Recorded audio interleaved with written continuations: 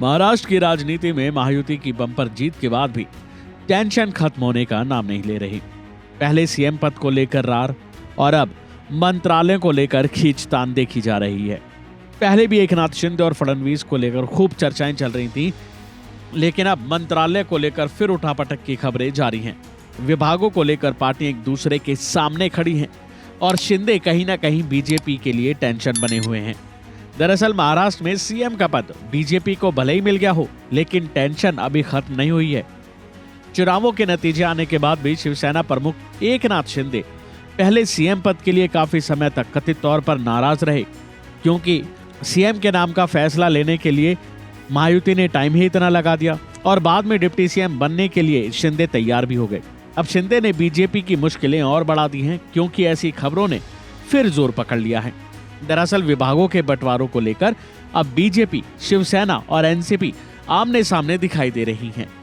BJP और शिवसेना दोनों ही गृह मंत्रालय अपने पास रखना चाहती हैं, क्योंकि सरकार में ये विभाग सबसे अहम माना जाता है। पुलिस भी गृह विभाग को ही रिपोर्ट करती है। ऐसे में दोनों ही दलों ने अपना अपना दावा इस पर ठोक रखा है।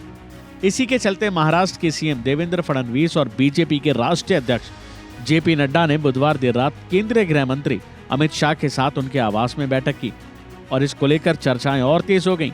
महाराष्ट्र विधानसभा चुनाव में प्रचंड जीत के बाद भी 5 दिसंबर को महायुति सरकार ने सत्ता संभाली। उसके बाद बीजेपी, शिवसेना और एनसीपी के बीच विभागों के आवंटन को लेकर चल रही अटकलों के बीच ये बैठक हुई। डिप्टी सीएम एकनाथ शिंदे अमित शाह के साथ बैठक में मौजूद नहीं थे। अब विभागों के बंटवारों को लेकर जो खबरें चल रही हैं, उसके मुताबिक देवेंद्र फडणवीस की बीजेपी के शीर्ष नेताओं के साथ महायुति सरकार में शामिल दलों के बीच पोर्टफोलियो आवंटन को लेकर चर्चा हुई। बीजेपी के एक वरिष्ठ नेता ने बताया कि महाराष्ट्र में कैबिनेट विस्तार 14 दिसंबर को हो सकता है, लेकिन इस पर फिलहाल अभी पुख्ता तौर पर कुछ नहीं कहा जा सकता। बीजेपी नेता ने यह भी कहा कि एकनाथ शिंदे के नेतृत्व वाली शिवसेना को गृह विभाग नहीं मिलेगा और राजस्व विभाग भी आवंटित किए जाने की कोई उम्मीद नहीं है। यानी कि देखा जाए तो एकनाथ शिंदे के दोनों तरफ से खाली हाथ हैं। अब देखना होगा कि इस तारीख को कौन सा विभाग किसको मिलता है। तो वहीं दूसरी ओर संजय राउत भी सरकार पर कई बार निशाना साधते हुए दिखाई दिए हैं। सुनिए। राष्ट्र नहीं होने देंगे तो इसके लिए इस प्रकार के नतीजे महाराष्ट्र के ऊपर लाद गए हैं। ये जनता का कौल हो ही नहीं सकता। महाराष्ट्र की जनता का मन हमें मालूम है, ये हो ही नहीं सकता है।